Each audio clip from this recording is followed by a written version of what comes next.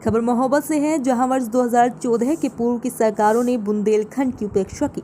पूर्व की कांग्रेस, सपा व बीएसपी सरकारों ने गुंडा माफियाओं, मवालियों को संरक्षण दिया है। साथ ही बच्चों के हाथों में कलम की जगह तमंचा थमाए गए। उक्त बात उत्तर प्रदेश के मुख्यमंत्री योगी आदित्यनाथ ने बुधवार के रोज 47 हमीरपुर के भाजपा प्रत्याशी कुंवर पुष्पेंद्र सिंह चंदेल के पक्ष में शहर के डाक बंगला मैदान में आयोजित चुनावी जनसभा को संबोधित करते हुए कही। उन्होंने कहा कि प्रधानमंत्री नरेंद्र मोदी के नेतृत्व में देश सबसे आगे बढ़ रहा है। विधान केसरी के लिए महोबा संवाददाता की रिपोर्ट के साथ उनको आमंत्रित करते हैं, जो उनके व्यवहार में भी झलकती हैं कि संघर्षों में यदि कटता है तो कट जाए सारा जीवन, संघर्षों में यदि कटता है तो कट जाए सारा जीवन, कदम कदम पर समझौता मेरे बस की बात नहीं। आदरणीय योगी आदित्यनाथ जी। अभी मैं बुलाता हूं। भारत माता की, भारत माता की, भारत माता की। वंदे वंदे वंदे। बाबा गोरखनाथ की, बाबा गोरखनाथ की, बाबा कामतगिरी की, बाबा कामतनाथ की। जय श्री राम, जय श्री राम, जय जय श्री राम। मंच पर उपस्थित उत्तर प्रदेश सरकार के मंत्रिमंडल के मेरे सहयोगी जल शक्ति मंत्री श्री रामकेश निषाद जी,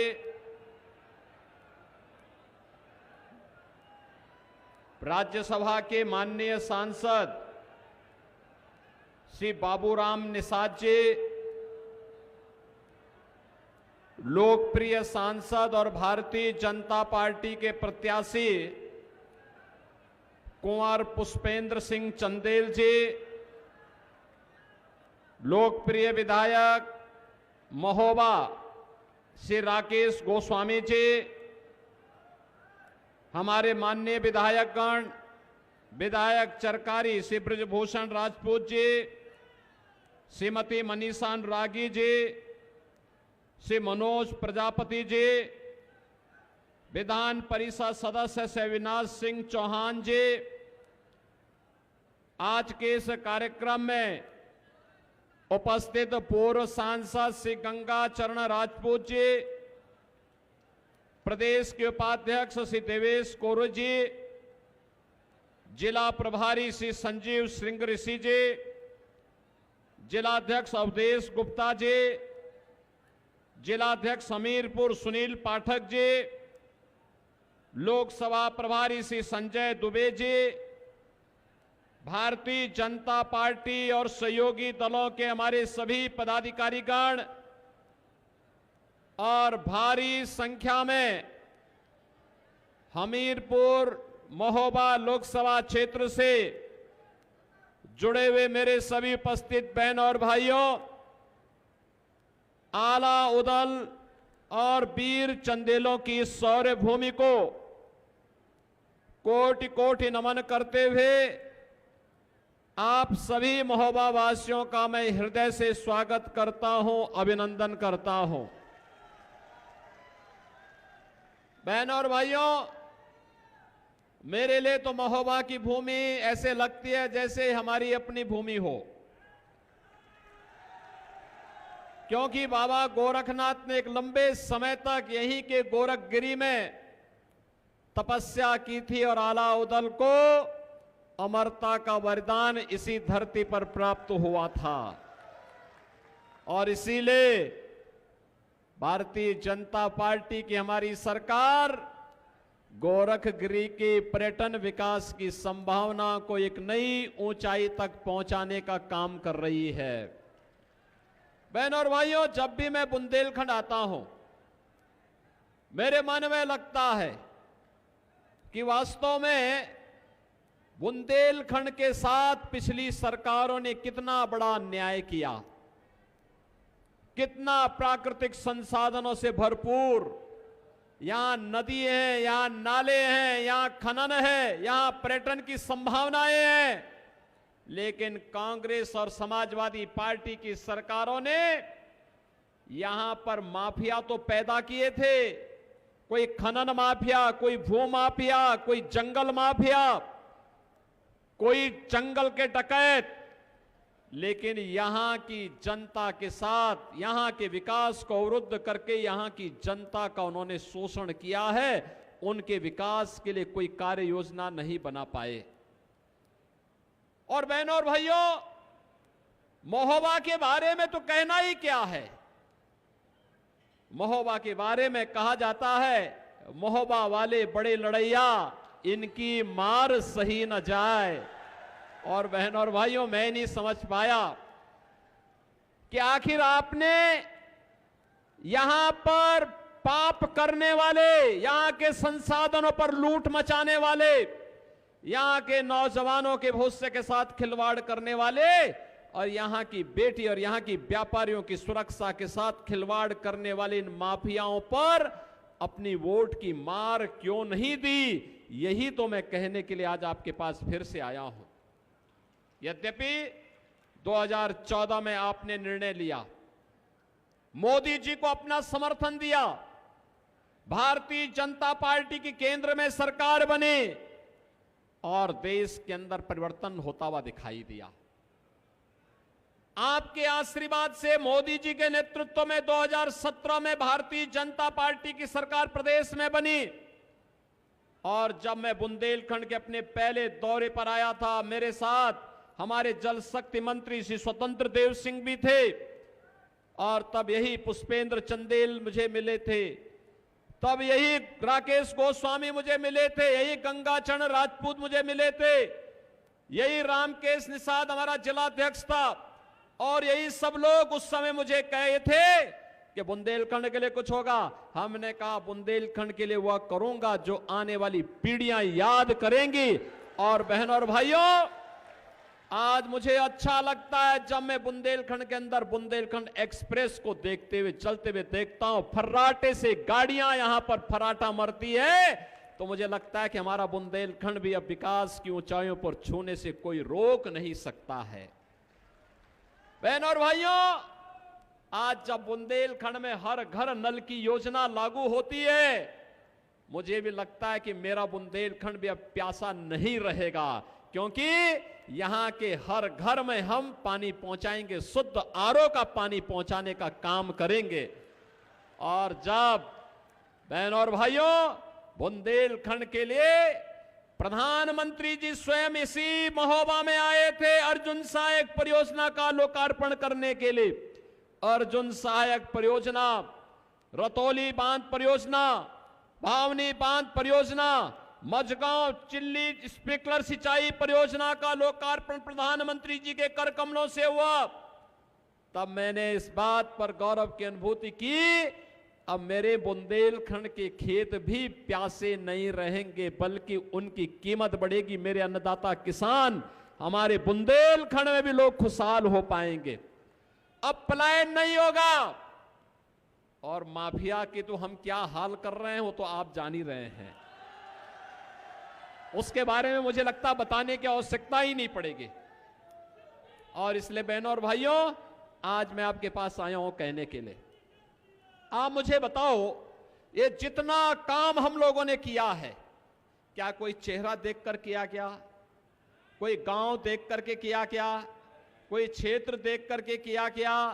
अरे तो मोदी जी का मंत्र है सबका साथ और सबका विकास। और मोदी जी ने मुझे कहा था कि जब आप कि मुख्यमंत्री बनने के बाद जब दौरा करेंगे, सबसे पहला दौरा बुंदेलखंड का थोड़ा करना, क्योंकि बुंदेलखंड की प्यास को भी दूर करना है और बुंदेलखंड के विकास में के बाधा को भी, बैरियर को हटा करके एक अभियान चलाना है। और बहनों और भाइयों, आज जब बुंदेलखंड में बनी हुई तोप गरजती है ना बॉर्डर पर, तो सबसे पहले पाकिस्तान वालों की पैंट भीगती है। सबसे पहले इनकी हालत खराब होती है। और इसीलिए जब चुनाव आ गए हैं, मोदी जी का विरोध दो ही लोग कर रहे हैं। कौन लोग हैं? एक जो रामद्रोही है और दूसरा जो पाकिस्तान का समर्थक है, पाकिस्तान की बोली बोल रहा है। मोदी जी के समर्थन में वह हर व्यक्ति है जो राम भक्त है, जो राष्ट्र भक्त है, जो विकास का समर्थक है, जो गरीबों के उत्थान का समर्थक है, बेटी और व्यापारी की सुरक्षा का समर्थक है, वह हर व्यक्ति मोदी जी का समर्थन कर रहा है। और इसीलिए मोदी जी परसों यहां आ रहे हैं, हमीरपुर में, राठ में आएंगे, स्वामी ब्रह्मानंद जी की समाधि पर जाकर के पुष्पांजलि करेंगे और बुंदेलखंड वासियों को अपना संदेश भी देंगे यहीं इसी धरती से। बहनों और भाइयों, आप मुझे बताओ 2017 के पहले क्या स्थिति थी? डकैतों का आतंक था, बड़े बड़े माफिया थे। आखिर सपा बसपा कांग्रेस ने तो केवल माफिया यहां दिए थे, अराजकता फैला रहे थे, लूट खसोट मचा रहे थे, सड़कों को बर्बाद कर रहे थे, नौजवानों के जीवन के साथ खिलवाड़ कर रहे थे, बेटी और व्यापारी की सुरक्षा खतरे में थी, विकास ठप पड़ा हुआ था। और आज डिफेंस कॉरिडोर बुंदेलखंड में एक नहीं दो नोट, झांसी से लेके चित्रकूट तक पूरा डिफेंस कॉरिडोर बनाने की प्रक्रिया। हम लोग बुंदेलखंड को नोएडा की तर्ज पर विकसित करने के लिए हमने कार्रवाई प्रारंभ कर दी है। मैं बधाई देता हूं बुंदेलखंड वासियों को। अब हमारा बुंदेलखंड का नौजवान बुंदेलखंड से प्लान नहीं करेगा, एक बार हमें इस योजना को लागू करने दीजिए। मैं आपको आश्वासन देता हूं, बुंदेलखंड का नौजवान तो यहां नौकरी पाएगा ही पाएगा, बुंदवा नौकरी देने वाला हम उसको बना देंगे और दुनिया आपके पास नौकरी की भीख मांगने के लिए आएगी। बहनों और भाइयों, जब बुंदेलखंड के साथ हम बात करते हैं तो मैं इसीलिए आपसे कहने के लिए आया हूं, एक कांग्रेस ने, समाजवादी पार्टी ने, बहुजन समाजवादी पार्टी ने केवल लूट मचाई थी। यहां पर जो लूट देश के अंदर मचाई थी, जो बर्बादी ये लोग देश के अंदर लाए थे, वही ये लोग लेकर के आए हैं। और इसीलिए मैं आपसे कहने के लिए, चुनाव केवल चुनाव नहीं है हमारे लिए। मोदी जी ने 10 वर्ष के अंदर देश को बदल करके रखा है। इन 10 वर्षों के अंदर आपने देखा होगा दुनिया के अंदर भारत का सम्मान बढ़ा है, सीमाएं सुरक्षित हुई हैं, आतंकवाद और नक्सलवाद पर नकेल कसी गई, उसकी जो जड़ थी कश्मीर की धारा 370 समाप्त हुई और विकास के बड़े बड़े कार्य हुए, highway, railway, expressway, IIT, IIM, 1 district 1 medical college, यहां पर भी हम लोग मेडिकल कॉलेज बनाने की प्रक्रिया को तेजी के साथ आगे बढ़ा रहे हैं। बहनों और भाइयों, चाहे वह IIIT का हो, NIT का हो, वर्ल्ड क्लास यूनिवर्सिटी का हो, हर घर नल की योजना का हो, या गरीबों को सुविधा देने का हो, आप सोचो। मैं पूछना चाहता हूं, इस समाजवादी पार्टी की सरकार के समय गरीब भूख से मरता था, आज 80 करोड़ गरीब फ्री में राशन की सुविधा का लाभ प्राप्त कर रहे हैं कि नहीं कर रहे हैं? 80 करोड़ लोग फ्री में राशन। और पाकिस्तान की आबादी कितनी है? 23 से 24 करोड़। मोदी जी ने 25 करोड़ लोगों को गरीबी से उभार करके खुशहाल जीवन जीने के लिए आगे बढ़ाया है। पिछले 10 वर्ष के अंदर पाकिस्तान की जितनी आबादी, उससे ज्यादा लोग हमारे यहां गरीबी से उभरे हैं। और पाकिस्तान के अंदर आप देख रहे होंगे, रोज आंदोलन चल रहे हैं, 1 किलो आटा के लिए मारपीट हो रही है। ये छीना झपटी पाकिस्तान के अंदर हो रही, जो पाकिस्तान का राग अलाप रहे हैं। इनसे बोलो कि अगर पाकिस्तान से इतना ही प्यार है तो हिंदुस्तान पे बोझा क्यों बने हो? जाओ ना पाकिस्तान में, वहां भी कटोरा लेके भीख मांगो। धमकी देते हैं कांग्रेस के लोग, इंडी गठबंधन के लोग धमकी देते हैं, कहते हैं पाकिस्तान के खिलाफ मत बोलो, उनके पास एटम बम है। तो हमने कहा अभी देखो, उनके पास एटम बम है तो क्या हमारा एटम बम फ्रीज में रखने के लिए बना है क्या? अरे पाकिस्तान की इतनी भी आबादी नहीं जितनी आबादी यूपी की है। हमारा देश तो बहुत बड़ा है, पाकिस्तान क्या निपट पाएगा? और उसने जब भी दुस्साहस किया है, भारत के बहादुर जवानों ने उसको नेस्तनाबूद ही किया है।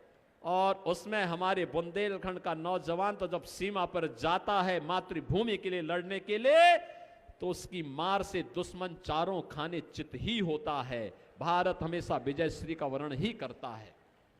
और इसलिए बहनों और भाइयों, आज मैं आपसे कहने के लिए आया हूं, आप सोचो 80 करोड़ लोगों को फ्री में राशन, 60 करोड़ लोगों को 5 लाख रुपए का आयुष्मान का कार्ड, कहीं भी जाइए उपचार कराइए। और उत्तर प्रदेश में तो हमने व्यवस्था की है कि अगर किसी का आयुष्मान कार्ड नहीं बन पाया है, अगर वह व्यक्ति कोई विधायक के माध्यम से, कोई सांसद के माध्यम से, कोई पूर्व विधायक, कोई पूर्व सांसद, कोई पदाधिकारी या पीड़ित भी मुझे लिख देता है कि मैं बीमार हूं, उपचार की व्यवस्था नहीं है, मैं कहता हूं एस्टिमेट भिजवा दीजिए, अपना आपके अकाउंट में सारा पैसा हम भेज देंगे, चिंता नहीं करनी है, क्योंकि सरकार आपकी है। बहनों और भाइयों, आज हम भी दे रहे हैं, हजारों करोड़ रुपए हम गरीबों को भेजते हैं उपचार के लिए, कोई चिंता नहीं, क्योंकि जनता जनार्दन की सरकार है। हमारी प्रतिबद्धता जनता के प्रति है और जनता की सेवा हम करेंगे।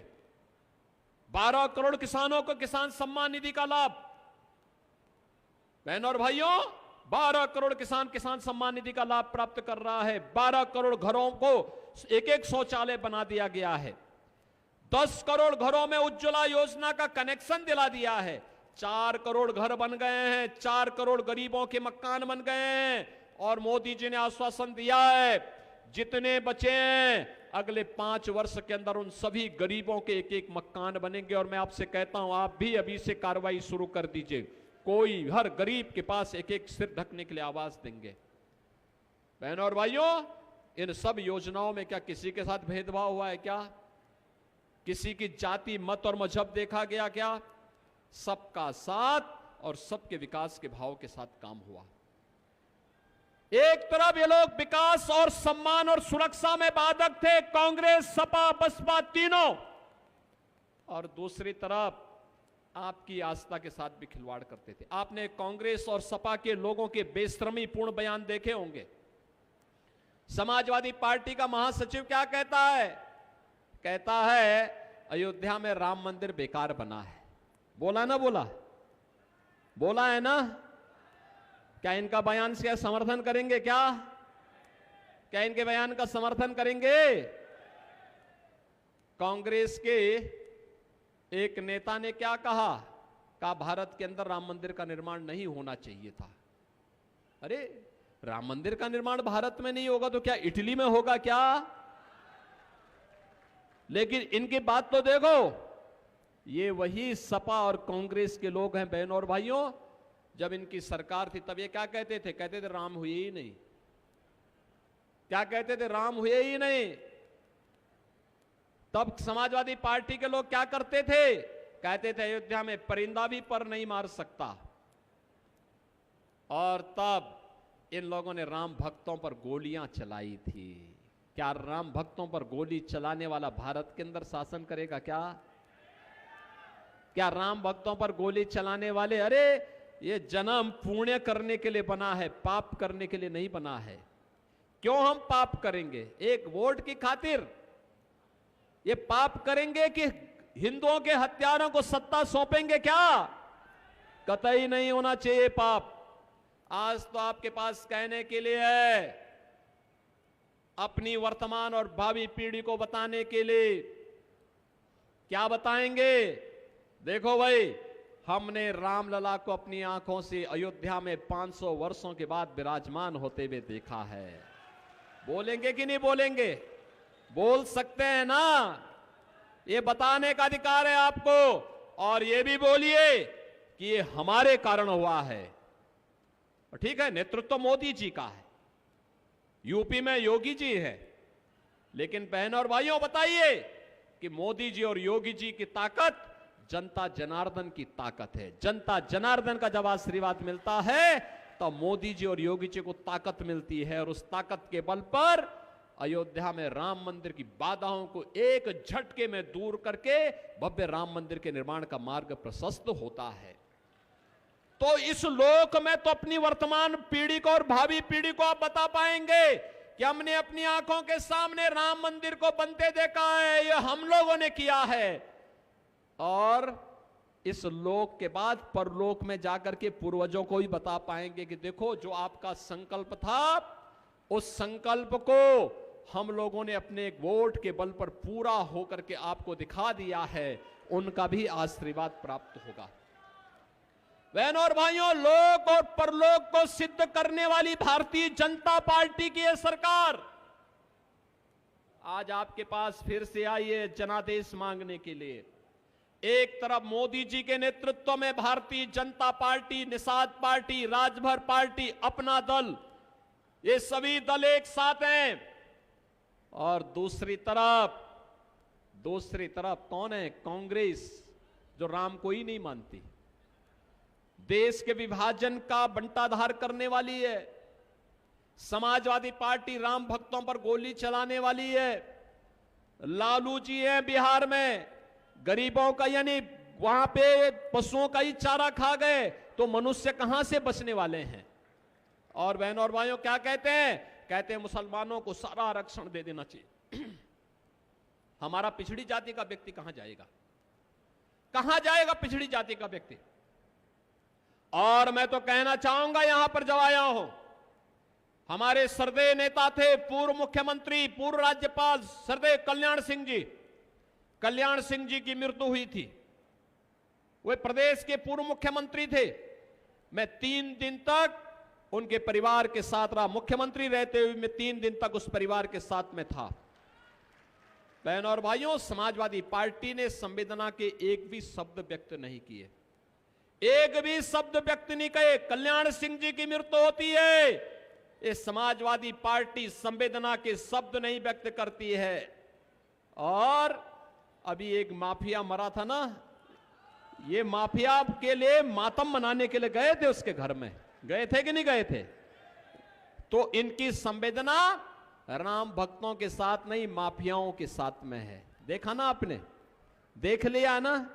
तो क्या इन माफियाओं को चुन करके भेजेंगे क्या? माफिया समर्थकों को चुन के भेजेंगे क्या? और इसीलिए मैं आपसे कहने के लिए आया हूं, चुनाव है, चुनाव में अच्छा चुनाव करना है। यह चुनाव केवल चुनाव नहीं है, मोदी जी के नेतृत्व में आत्मनिर्भर और विकसित भारत बनाने का चुनाव है। हमारे लिए विकसित भारत बनाने का चुनाव है।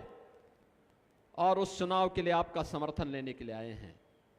जिन लोगों ने बुंदेलखंड को पानी के लिए तरसाया है, जिन लोगों ने बुंदेलखंड के संसाधनों में लूट मचाई थी, जिन लोगों ने बेटी और व्यापारी की सुरक्षा में सेंध लगाई थी, जिन लोगों ने राष्ट्रीय सुरक्षा के साथ खिलवाड़ किया था, और जिन लोगों ने राम भक्तों पर गोलियां चलाई थी, इनको अपनी इस कहावत को सार्थक करिए कि मोहबा वाले बड़े लड़ैया, इनकी मार सही न जाए। ऐसी मार अपनी वोट की दीजिए इनको कि इनकी जमानत जब्त हो जाए। सहमत हैं? सहमत हैं? पुष्पेंद्र चंदेल को भारी बहुमत से विजयी बना के भेजेंगे, भेजेंगे, भारी बहुमत से बना के भेजेंगे। लेकिन इसके लिए आपको घर घर जाना पड़ेगा। मोदी जी और योगी जी का प्रतिनिधि बन करके जनता जनार्दन के साथ हमारा अभिवादन और राम राम बोलिए, और बोलिए कि हमने अपील की है, देश को बनाने का, आने वाली पीढ़ी के भविष्य को बनाने वाला चुनाव है। और इसलिए इस चुनाव में मोदी जी को फिर से देश की सत्ता सौंपनी है। सहमत हैं? और इसके लिए आपको पुष्पेंद्र चंदेल स्वयं बनना पड़ेगा। बनेंगे? बहनें, माताएं, सभी लोग, नौजवान, किसान, सभी लोग सहमत हैं? बनेंगे? जाएंगे? फिर से राम भक्तों की सरकार बनाएंगे? भारत को विकास की ऊंचाइयों पर पहुंचाएंगे? तो फिर मेरे साथ बोलेंगे, भारत माता की, भारत माता की, भारत माता की जय श्री राम, जय जय श्री राम। कार्यक्रम के आभार के लिए मैं आमंत्रित करता हूं श्री अवधेश गुप्ता जी को, जिला अध्यक्ष, वो आए और सबका आभार व्यक्त करें। आदरणीय अवधेश जी।